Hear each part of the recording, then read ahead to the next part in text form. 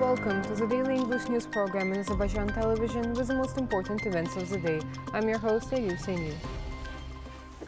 President İlham Aliyev signed a decree on raising the amount of social allowances. With other decrees of the head of state, the amount of presidential stipends to people with first degree of disability and those taking care of children up to 18 years old with health limitations, the amount of social allowance to women who have more than 5 children, and the amount of presidential stipends to people who work at least for 25 years in scientific enterprise, organization or educational institution, who hold a scientific degree, who are not currently employed and have a right to receive a working pension, was raised.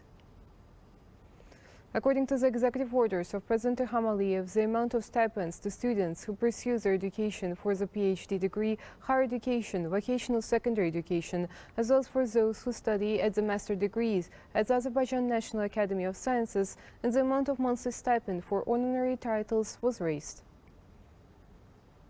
President İlham Aliyev signed another executive order on the improvement of the management of the state preschool education system.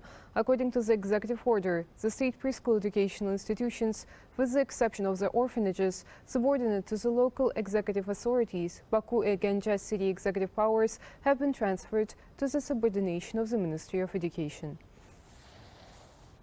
Azerbaijan is fulfilling all responsibilities under the peace agreement, and the steps taken after the Moscow, Sochi and Brussels meetings are the proof.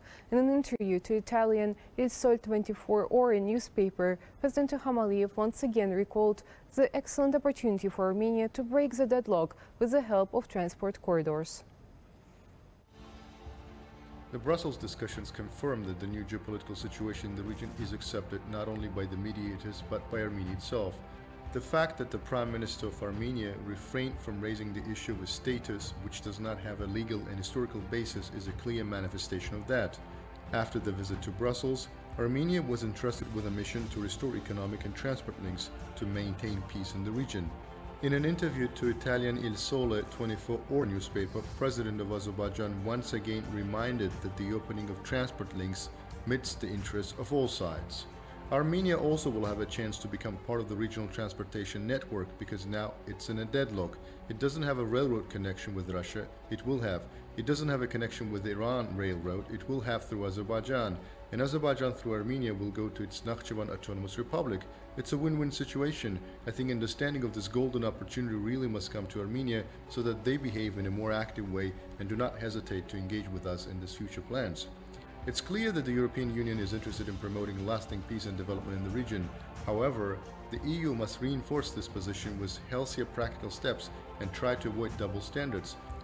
The allocation by the European Union of $2.6 billion to Armenia and $140 million to Azerbaijan, which was subjected to occupation and destructions during the post-war period, raises questions.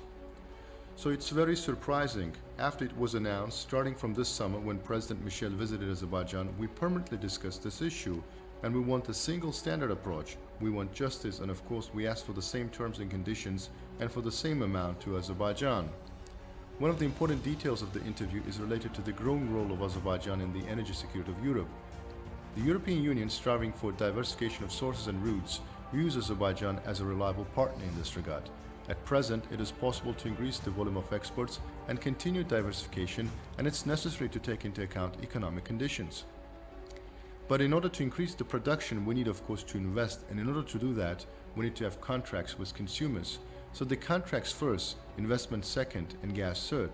This is the sequence of the stages of the process, but we are ready, as you said. We have future deposits, brand new modern infrastructure with potential interconnectors to other destinations in Europe. Azerbaijan, due to its geographic location and transport infrastructure, is an interesting country for the Eurozone. Thus, with the commissioning of both the energy and Zangezur corridors, the role of Azerbaijan in international transport corridors will slightly increase, which will have a significant impact on the political positioning of our country. A large filling station is being built in Shusha, and stations are completed in Nagdam and Fuzuli and other territories liberated from occupation. Sokar's President Rövşən Məmmədov said at the opening of the filling station on Görüz-Gafan Road. This filling station is international. Along with Azerbaijani vehicles, foreign transit vehicles will also refuel here. All the necessary infrastructure has been created here, and our work will continue in Eastern Zangezur. By the instructions of the President of Azerbaijan, a program is being designed to provide gas to the territories liberated from the occupation, and work will begin in this direction in the near future. According to the combat training plan, exams are held to assign class qualifications to officers, warrant officers and extended servicemen. The personnel involved in the exams held in the training centers of the Azerbaijan Army are taking tests based on their knowledge of general military regulations, guidelines and other normative documents. Their level of physical and combat training is checked. Servicemen fire shots as well as implement control tasks for the operation of various types of tracked and wheeled combat vehicles. The purpose of the exams is to test the combat training skills and the abilities of personnel.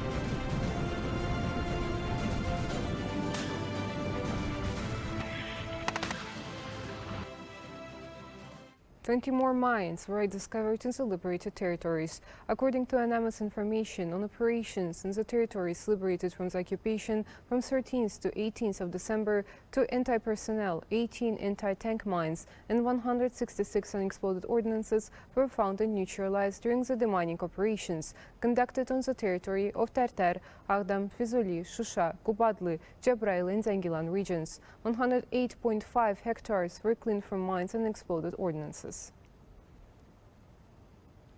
The U.S. State Department also commented on the release of 10 Armenian servicemen by Azerbaijan with the assistance of the European Union. State Department spokesman Ned Price wrote on Twitter that the United States welcomes Azerbaijan's release of 10 Armenian detainees on December 19th with EU support.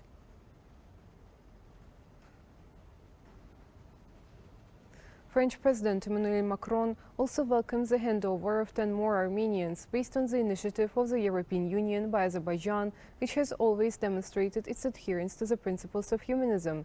The French president wrote about this on his Twitter page. The post says, 10 Armenian servicemen were released. I want to welcome the decisive action of the European Union, with which we will continue to advance the path of dialogue and that leads to peace between Azerbaijan and Armenia. We are moving forward. It should be emphasized that as a result of the trilateral meeting between President of Azerbaijan, Ilham Aliyev, and Armenian Prime Minister Nikol Pashinyan, held in Brussels on December 14th on the initiative of the President of the European Council, Charles Michel, including the result of bilateral meeting between the President of Azerbaijan and the President of the European Council on December 19th, Azerbaijan handed over 10 Armenian servicemen to Armenia with the mediation of the EU.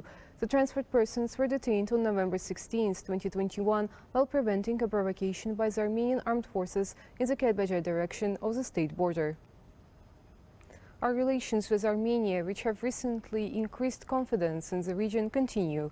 We have appointed mutual special representatives for our direct contacts, and our special representatives will meet as soon as possible. Turkish Foreign Minister Mevlut Çavuşoğlu said at a joint press conference with Malaysian Foreign Minister Dato Saifuddin Abdullah, who is on a visit to Ankara. Foreign Minister added that all decisions on Armenia are held in consultation with Azerbaijan.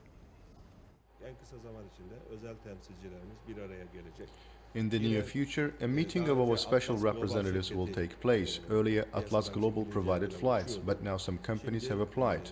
Together with the Ministry of Transport and Infrastructure and the General Directorate of Civil Aviation, we continue to work in this direction, and these appeals are being considered. Our goal is to fully establish peace and confidence in the South Caucasus, and the most important thing in this aspect is the opening of communications, railway routes, and the Zangezur corridor, which will contribute to the development of the economies of all countries in the region. Turkey will do its utmost to support the Zangezur corridor project. That was all for the day. Thank you for being with us and see you next time.